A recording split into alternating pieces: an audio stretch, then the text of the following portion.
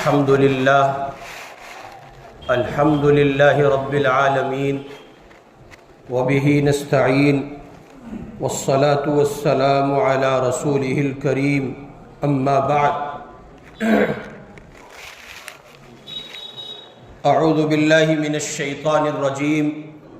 بسم الله الرحمن الرحيم يا أيها الذين آمنوا كتب عليكم الصيام كما كتب على الذين من قبلكم لعلكم تتقون وقال النبي صلى الله عليه وسلم إذا دخل رمضان فتحت أبواب الجنة وغلقت أبواب جهنم وسلسلة الشياطين أو كما قال صلی اللہ علیہ وسلم۔ بزرگان محترم، مسلمانوں کے لیے سال بھر میں سب سے زیادہ متبرک، سب سے زیادہ باعظمت اور سب سے زیادہ احترام و عزت کے قابل اگر کوئی مہینہ ہے تو اس مہینے کا نام رمضان ہے۔ قرآن مجید و حدیث پاک دونوں نے اس مہینے کی بزرگی اور فضیلت پر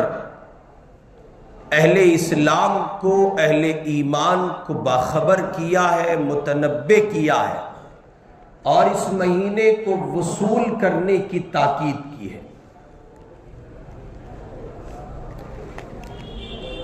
رمضان المبارک اپنے آپ میں جن عظمتوں، رفعتوں اور برکتوں کا حامل ہے، ایک ایسا ایمان والا جسے اس بات کی تلاش ہے، جسے اس بات کی جستجو ہے کہ وہ اپنے تعلقات کو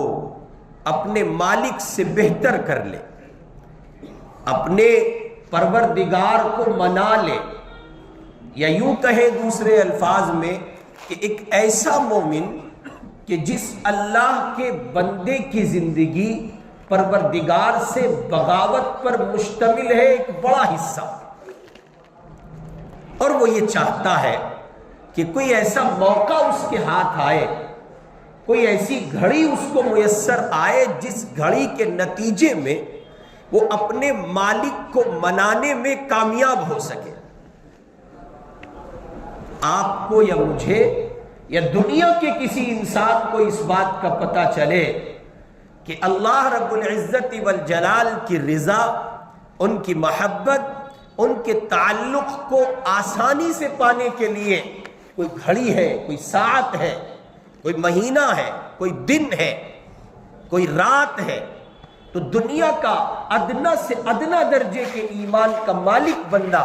اس بات کی کوشش کو یقینی بنائے گا کہ وہ اس گھڑی کو وصول کرے، پالے اور آخری درجے تک اپنے اللہ کو منانے کی وہ ہر ممکن سعی کرے گا، جس کو کسی بھی درجے میں اس بات کی پرواہ ہوگی کہ میرا مالک مجھ سے ناراض ہے۔ ہم اور آپ سارے سال اپنے اوقات کو گزارتے ہیں، سارے سال اپنے اوقات کو صرف کرتے ہیں، اور ان اوقات میں جو سالوں ماہ و سال پر مشتمل ہے، کیا کچھ بغاوتوں کے سلسلے نہیں رہتے؟ کیا کچھ اللہ سے ڈھیٹ بن کر اور اس کے سامنے کھڑے رہ کر اس کے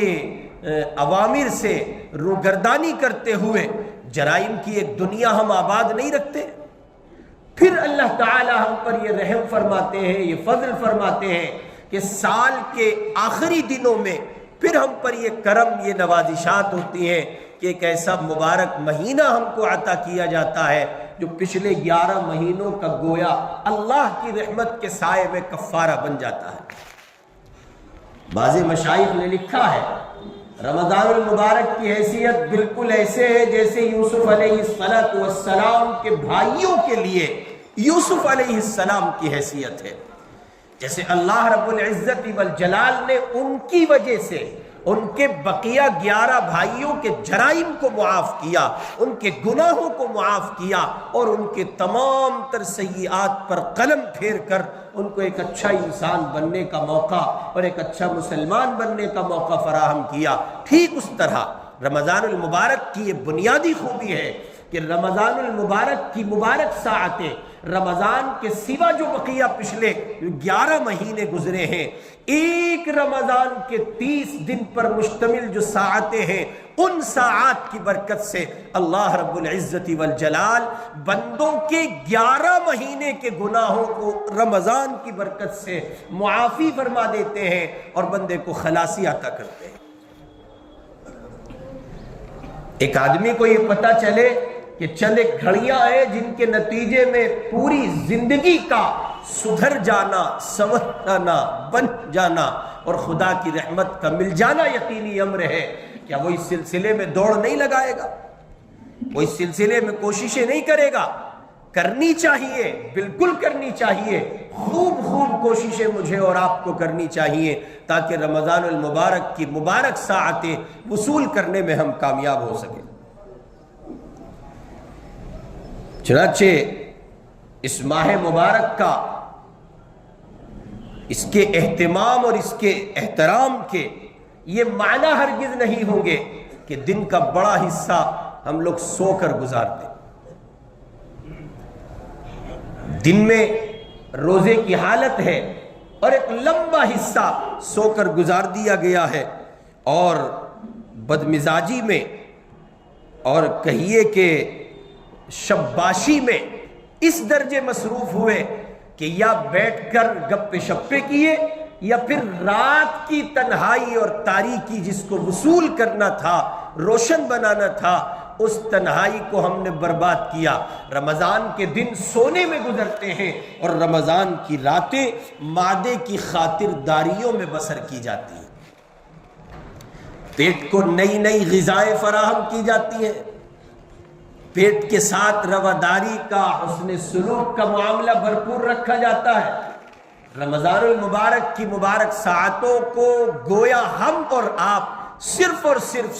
صرف کھانے کے لیے ان کو چھوڑ دے رہے ہوتے ہیں اور یہ سمجھتے ہیں کہ یہ مبارک مہینہ صرف کھانے کے لیے ہے۔ چنانچہ اہتمام ہوتا ہے۔ یہ الگ بات ہے کہ آدمی کو خوب کھا کر خوب کام کرنا چاہیے، لیکن یہاں کام نہیں پایا جاتا، صرف کھانا پایا جاتا ہے۔ میرا آپ کا حال تقریباً یہ ہے۔ اللہ میری آپ کی سب کی حفاظت فرمائے۔ میرے بھائی، روزہ جسم و روح دونوں کا قدرتی مصلح اور صحت بدنی و صحت اخلاقی دونوں کا ضامن ہے۔ ہم نے اپنی شامت و بدبختی سے اس کی یہ دونوں خوبیاں زائل و برباد کر دی ہیں۔ اول تو ایک بڑی آبادی سرے سے روزہ ہی نہیں رکھتی، اس کے سامنے مستقل آزار ہے۔ کوئی اپنے آپ کو شوگر کا مریض کہہ کر اس صف میں لا کر کھڑا کر کے اس عذر کو پیش کرتا ہے کہ بار بار بھوک لگتی ہے، اور وہ سرے سے روزے سے بھاگتا ہے، حالانکہ یہی شوگر کا پیشنٹ شادی ہال میں گھنٹوں کھانے کے انتظار میں گزار دیتا ہے اور چوں نہیں کرتا۔ وہاں اس کو کسی طرح کے تعاون کی ضرورت پیش نہیں ہوتی ہے، اور وہاں اس کی پیشانی پر کوئی بل نہیں پڑتا ہے۔ اس سے کوئی اس بات کی شکایت اگر کرتا بھی ہے کہ جناب دیکھیں کھانے میں کتنی دیر لگ گئی، تو یہ آگے سے جواب میں کہتا ہے شادی کے فنکشنز میں یہ سب ہوتا ہے۔ کہاں گیا آپ کا وہ بھوک کا ٹوٹتا ہوا بے صبری کا وہ باندھ، کہاں گیا؟ اب آپ کو بھوک نہیں لگتی، کئی گھنٹے آپ اسی طرح گزارے دیتے ہیں۔ ہاں، ایک آدمی واقعتاً مجبور ہے اور واقعتاً اس کا شوگر لیول اتنا زیادہ ڈاؤن رہتا ہے کہ اس کے بارے میں اس کو بھی سوچنا چاہیے، اور شریعت نے رخصت دی ہے تو الگ پہلو ہے۔ لیکن ایک بڑی تعداد تو وہ ہے جو سرے سے روزہ ہی نہیں رکھتی، دوسری ایک بڑی تعداد وہ ہے جو روزے دار تو ہوتے ہیں مگر دن میں ہر قسم کی کہیے کہ بدمزاجی اور چڑچڑاہٹ کو روزے کے عذر پر اپنے لیے جائز سمجھتے ہیں۔ اس کو میں کہا کرتا ہوں، یعنی عام دنوں میں جب سحری بھی کھائی ہو، روزہ بھی رکھا ہو، ایک گھڑی ایسی ضرور آتی ہے اہل ایمان کی بدعملی کہیں، ہماری اور آپ کی بدمزاجی کہیں، ہماری اور آپ کی شامت اعمال کہیں، دین سے بے رغبتی کہیں، خدا کے تعلق میں عدم پختگی کہیں، کیا کہیں اس کو کیا نام دیں؟ الامان الحفیظ۔ ایک گھڑی ایسی آتی ہے دن بھر میں جب ہم کسی سے بات کرنے کو اچھا نہیں سمجھتے، سوال کا جواب دینے کو اچھا نہیں سمجھتے، اور گھر کے لوگوں کو ہم یہ کہہ کر خاموش کر دیتے ہیں، دیکھو مجھے روزہ بہت محسوس ہو رہا ہے اس لیے تم لوگ مجھے چھیڑنا نہیں۔ یہ کیا ہو رہا ہے؟ کہ رمضان المبارک کی گھڑیاں اس لیے تھی کہ ہم افطار کے وقت سے لے کر سحری تک کھانے پینے کی ہر بے اعتدالی روا رکھتے، اس کا نام روزہ تھا۔ اور روزے کا کیا اس کا نام روزہ تھا کہ دن بھر میں چڑچڑاہٹ سے دو چار ہوتے اور سو کر اپنا وقت کاٹتے، اس میں تلاوت نہیں، اذکار نہیں، معمولات نہیں، خداوند عالم کی تسبیح نہیں، ان کی پاکیزگی اور طہارت کو بیان کرنے کا ہمارے پاس وقت نہیں، ان کے آگے ہاتھ اٹھا کر دعائیں مانگنے کی فرصت نہیں، گڑ گڑانے اور بلبلانے کی فرصت نہیں، یا سو کر رمضان کاٹتے ہیں یا کھا کر رمضان کاٹتے ہیں۔ سچ یہ ہے کہ رمضان آتا ہے تو ہمارے دسترخوان اور ہمارے پکوانوں کی ایک نئی ڈش، نئی ڈشز اور کہیے کہ ایک نیا مینو کارڈ تیار ہو جاتا ہے جو پوری سال ہم نہیں کھا پاتے ہیں، اس کو ہم اپنے لیے رمضان کے لیے گویا بک کر کے رکھتے ہیں اپنے ذہن کے خاکوں میں کہ رمضان آئے گا تو اس ڈش سے ہم لوگ لطف انداز ہوں گے۔ اس لیے رمضان نہیں ہے، رمضان اس لیے ہے کہ آپ کے اور خدا کے درمیان جو تعلقات میں دوری ہے، میرے اور آپ کے رب سے جو دوری ہے، اللہ کے اور میرے تعلقات میں جو ایک رکاوٹ ہے، اور میں جو اپنے رب سے بھاگ رہا ہوں، مجھے جو اپنے رب کے قریب آئے ہوئے ایک زمانہ گزر گیا ہے، ان آنکھوں سے دو آنسو نہیں بہائے جا سکے، ان ہاتھوں کو دیر تک اٹھا کر اس رب کو منایا نہیں جا سکا ہے، لمبے سجدے نہیں ہو سکے ہیں، لمبے قیام نہیں ہو سکے ہیں، تلاوت نہیں ہو سکی، اذکار نہیں ہو سکے، رات کی تنہائی میں مناجات کا موقع نہیں مل سکا، ان سب کو زندہ کرنے، ان سب کو برپا کرنے کے لیے رمضان آتا ہے۔ میرے بھائی، رمضان المبارک کی مبارک ساعتیں قریب ہیں۔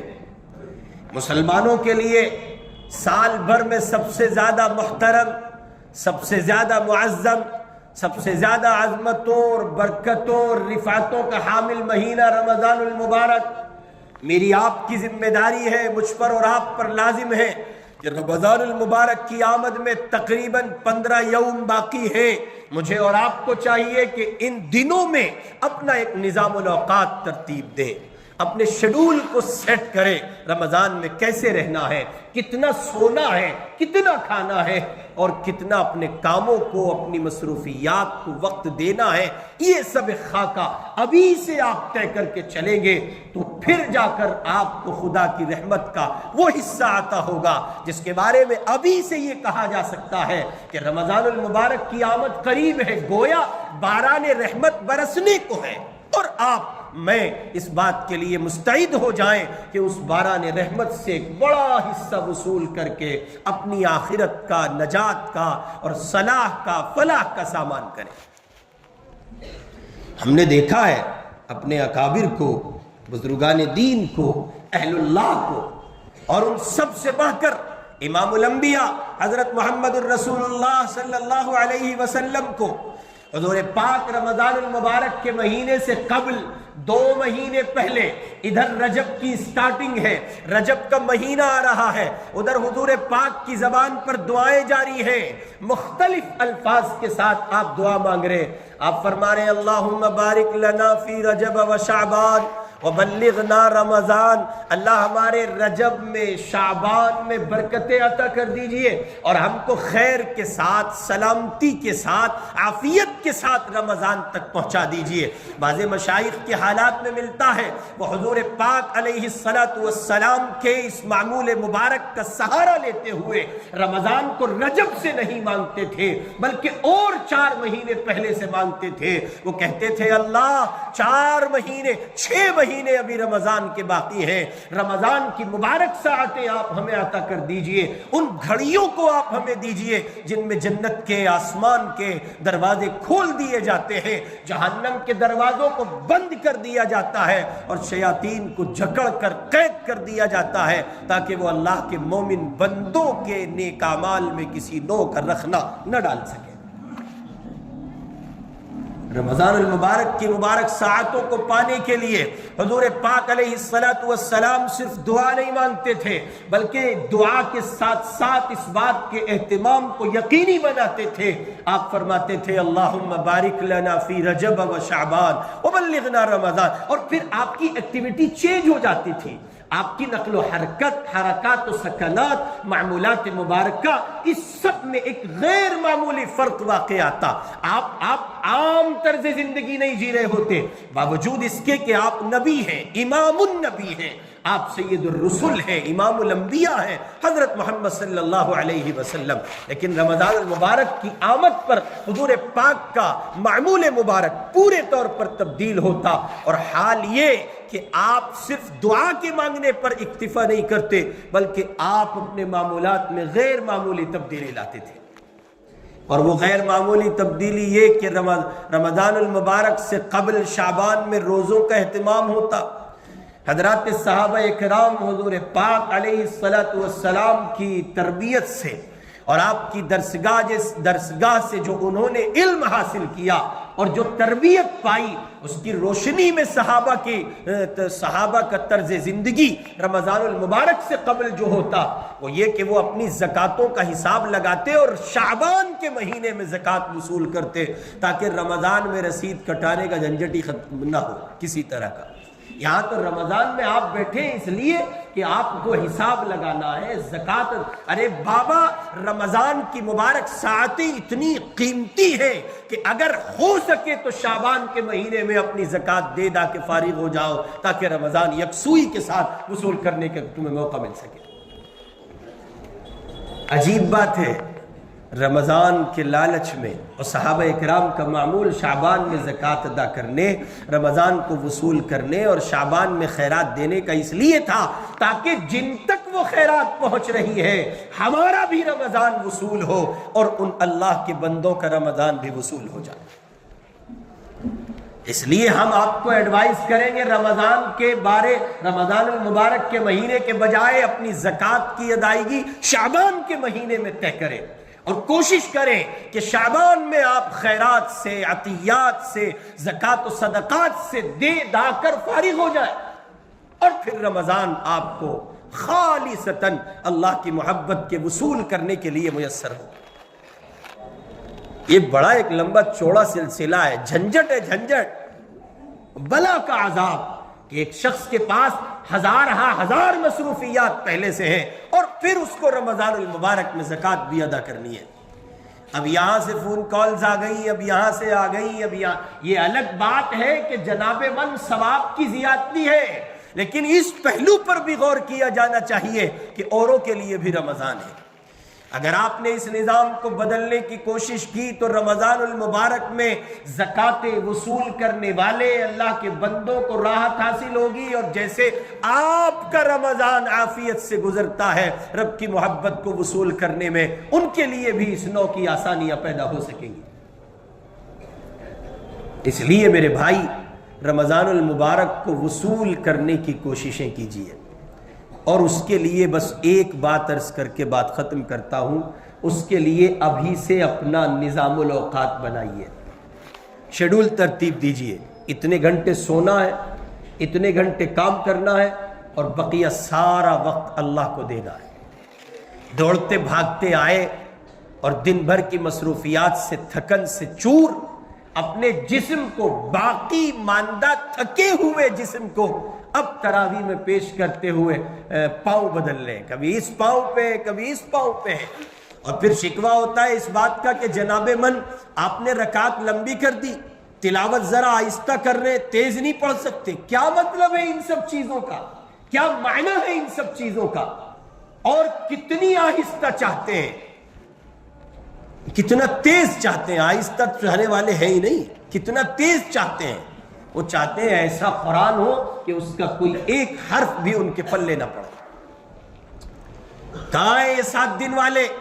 حضرت میں تو 7 دن سن رہا ہوں عیدگاہ میں، بہت اچھی بات ہے، 7 دن سن لیا، اب